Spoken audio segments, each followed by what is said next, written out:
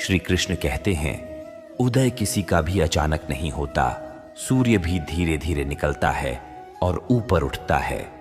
धैर्य और तपस्या जिसमें है वही संसार को प्रकाशित कर सकता है। जीवन में प्रसन्न व्यक्ति वह है जो स्वयं का मूल्यांकन करता है। श्री कृष्ण कहते हैं, दुखी व्यक्ति वह है जो सिर्फ दूसरों का मूल्यांकन करता है। अगर वाकई में कामयाब जिंदगी बनाना चाहते हो तो याद रखना, बेशक पांव फिसल जाए पर जुबान को कभी मत फिसलने देना। श्री कृष्ण कहते हैं, पाप हमारी सोच से होता है, शरीर से नहीं, और तीर्थों का जल हमारे शरीर को साफ करता है, हमारी सोच को नहीं। श्री कृष्ण कहते हैं, भाग्य बारिश का पानी है और परिश्रम कुएं का जल। बारिश में नहाना आसान तो है, लेकिन रोज नहाने के लिए हम बारिश के सहारे नहीं रह सकते। इसी प्रकार भाग्य से कभी कभी चीजें आसानी से मिल जाती है, किंतु हमेशा भाग्य के भरोसे नहीं जी सकते। कर्म ही असली भाग्य है। श्री कृष्ण कहते हैं, सबको साथ लेकर चलिए, मगर कभी अकेले भी चलना पड़े तो डरिए मत, क्योंकि समस्या, श्मशान, शिखर एवं सिंहासन पर इंसान हमेशा अकेला ही होता है। जिस दिन से आपने दूसरों की गलती ढूंढना छोड़ दिया, समझो उस दिन से आपने शांति का एहसास करना शुरू कर दिया। श्री कृष्ण कहते हैं, तुम जो कुछ दोगे वही तुम्हें एक बीज के असंख्य फलों की भांति बहुत बड़े परिणाम में वापस मिल जाएगा। सुख चाहते हो तो सुख दो, प्रेम चाहते हो तो प्रेम का दान करो, सम्मान चाहते हो तो सबका सम्मान करो। श्री कृष्ण कहते हैं, कोई मोमबत्ती जब दूसरी मोमबत्ती को रोशन करती है तब उसकी रोशनी कम नहीं होती।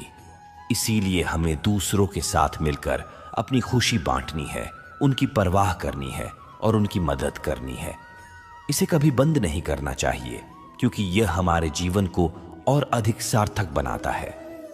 श्री कृष्ण कहते हैं, मीठे शब्द और अच्छा व्यवहार ही इंसान को बादशाह बना देता है। केवल पैसों से आदमी धनवान नहीं होता। असली धनवान वह है जिसके पास अच्छी सोच, मधुर व्यवहार, सुंदर विचार और बहुत अच्छे दोस्त होते हैं। कोई भी व्यक्ति, किसी भी स्थान और किसी भी चीज का हमारे ऊपर कोई अधिकार या नियंत्रण तब तक नहीं होता जब तक हम अपने मन मस्तिष्क में शांति, सद्भाव और संतुलन बनाकर रखते हैं। हम स्वयं ही अपने दिमाग के एकमात्र बंदी भी हैं और विचारक भी। हमारे विचार हमारी जीवन यात्रा के औजार भी है, हथियार भी। श्री कृष्ण कहते हैं, कभी कभी आपको जीवन में बहुत कुछ भुगतना पड़ता है, इसलिए नहीं कि आप बुरे हैं, बल्कि इसलिए कि आपको यह पता नहीं चलता किसके साथ किस समय कितना अच्छा होना है। अच्छाई, जगह और व्यक्ति विशेष का ध्यान रखकर की जानी चाहिए। जरूरत से अधिक अच्छा होना आपको दुविधा में डालता है। श्री कृष्ण कहते हैं, ईश्वर ही नया आनंद है, हर खुशी ही ईश्वर है। वह अटूट है, निरंतर है। जैसे जैसे अपने ध्यान को जारी रखेंगे, अपनी निष्ठा से, भक्ति से उसे पाने की कोशिश करेंगे, वह आपको एक अनंत सरलता के साथ मोहने लगेगा। श्री कृष्ण कहते हैं, इंसान अपने स्वभाव, अहम और अहंकार से जकड़ा हुआ है, मानसिक अंतर्द्वंद से ग्रसित है, स्वयं के विकारों से टूट जाता है, अपनी गलती स्वीकार नहीं करता। गलतियां उस अति पक्के हुए फल सी होती है जो अपने अंदर ही अंदर ज्यादा पक जाने से सड़कर गिर जाता है, न तो स्वयं के और न ही किसी के काम आता है। श्री कृष्ण कहते हैं, इंसान को अपनी त्रुटियां समय रहते सुधार लेनी चाहिए, जिससे जीवन में महकती बयार बहती रहे। श्री कृष्ण कहते हैं, इंसान को लोभ लालच से दूर रहना चाहिए, नहीं तो वह हमेशा भाग्यशाली होकर भी दीन दुखी ही रहेगा। कुछ मिनट तक ये कहानी ध्यान से सुनना, क्योंकि ये कहानी से ज्यादा एक सीख है जो हमें सिखाती है कि हमें लोभ लालच क्यों नहीं करना चाहिए। रमेश नाम का एक किसान था जो बहुत गरीब था। उसके पास पैसा कमाने के लिए जमीन नहीं थी। उसके पास सुनहरे पंखों वाली केवल सुंदर मुर्गी थी। रमेश अपनी मुर्गी से बहुत प्यार करता था। उसकी मुर्गी प्रतिदिन एक सोने का अंडा देती थी। सोने के अंडे बेचकर रमेश को अच्छा पैसा मिल जाता था। जल्द ही उसकी शादी हो गई। उसकी पत्नी हेमलता सुंदर थी, लेकिन वह बहुत लालची भी थी।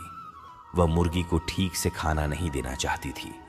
फिर भी मुर्गी प्रतिदिन एक सोने का अंडा देती थी। एक दिन उसने रमेश से कहा, हमारी मुर्गी प्रतिदिन एक अंडा देती है। तुम देखो, हम बहुत गरीब हैं। अगर हम मुर्गी का पेट काट दें तो हमें एक बार में सारे अंडे मिल सकते हैं।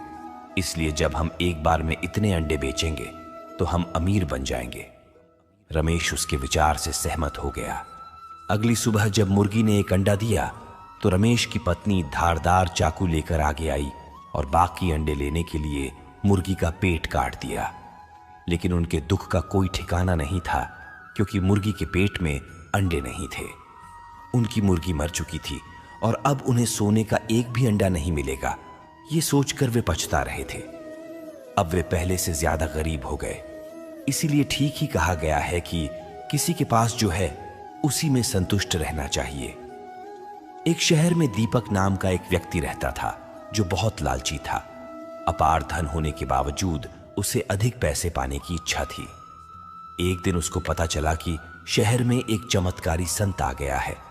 वह संत के पास गया, उसे अपने घर में आमंत्रित किया और गर्मजोशी से उसकी सेवा की। दीपक की सेवा से प्रसन्न होकर संत ने जाने से पहले उसे 4 लैंप दिए। चारों लैंप देते हुए संत ने उससे कहा, जब भी आपको धन की आवश्यकता हो तो पहले लैंप जलाएं और उसे पकड़कर पूर्व दिशा में चलें, और जब वह बुझ जाए तो उस स्थान पर खुदाई करें, आपको धन मिलेगा। उसके बाद फिर से यदि आपको धन की आवश्यकता हो तो दूसरा दीपक जलाएं और इसे पश्चिम दिशा में तब तक रखें जब तक यह बुझ न जाए, और जब आप वहां खुदाई करेंगे तो आपको जमीन में दबी हुई अपार संपत्ति मिलेगी।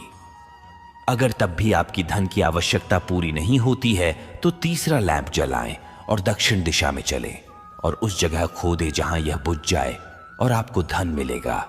अंत में आपके पास एक लैंप और एक दिशा रह जाएगी, लेकिन उस लैंप को कभी भी जलाना मत और उस दिशा में जाना।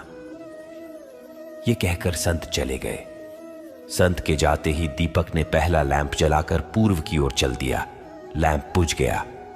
जब उसने वहां खुदाई की तो उसे एक कलश मिला जो सोने के गहनों से भरा हुआ था। ये देखकर वह बहुत प्रसन्न हुआ और उसने अन्य लैंप का भी उपयोग करने का मन बना लिया। उसने दूसरा लैंप जलाया और वह सुनसान जगह पर बुझ गया जहां उसे सोने से भरा एक संदूक मिला। फिर तीसरा लैंप जलाया जो पेड़ के नीचे बुझ गया, जहां उसे हीरे मोतियों से भरा एक बर्तन मिला।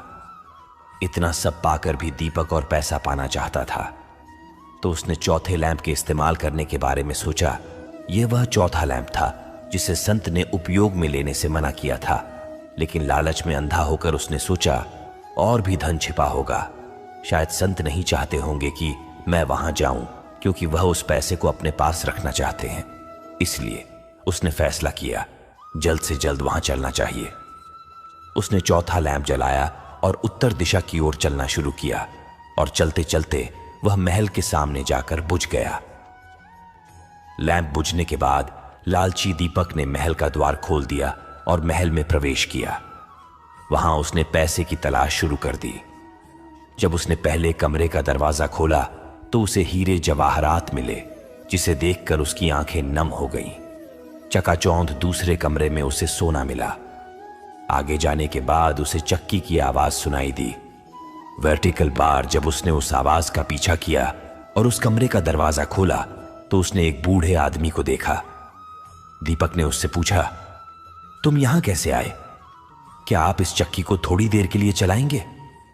मैं आराम लेना चाहता हूं, और आराम करते हुए मैं आपको पूरी कहानी बताऊंगा। उसने सोचा कि बूढ़े आदमी को इस महल में और भी पैसे छिपे होने की जानकारी रही होगी, तो वह सहमत हो गया। वह बूढ़े के यहां बैठ गया और चक्की चलाने लगा। बूढ़ा उठ खड़ा हुआ और जोर से हंसने लगा।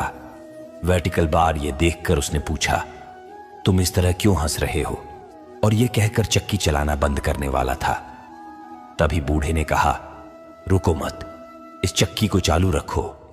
अब से यह महल है तुम्हारा और यह चक्की भी तुम्हारी। आपको इस चक्की को हर समय चलाते रहना है, क्योंकि एक बार चक्की रुक जाती है तो यह महल ढह जाता है और तुम इसमें दब कर मर जाओगे। गहरी सांस लेते हुए बूढ़े ने आगे कहा, मैं भी लालच में आकर इस महल में पहुंचा था जब संत द्वारा दिया गया अंतिम लैंप जला दिया था। तब से मैं यहां यह चक्की चला रहा हूं। मेरी पूरी जवानी इस चक्की को चलाने में खर्च हो गई। तभी तो श्री कृष्ण ने भगवद गीता में भी यह उपदेश दिया है कि लालच मत करो, यह तुम्हारे मौत का कारण भी बन सकता है।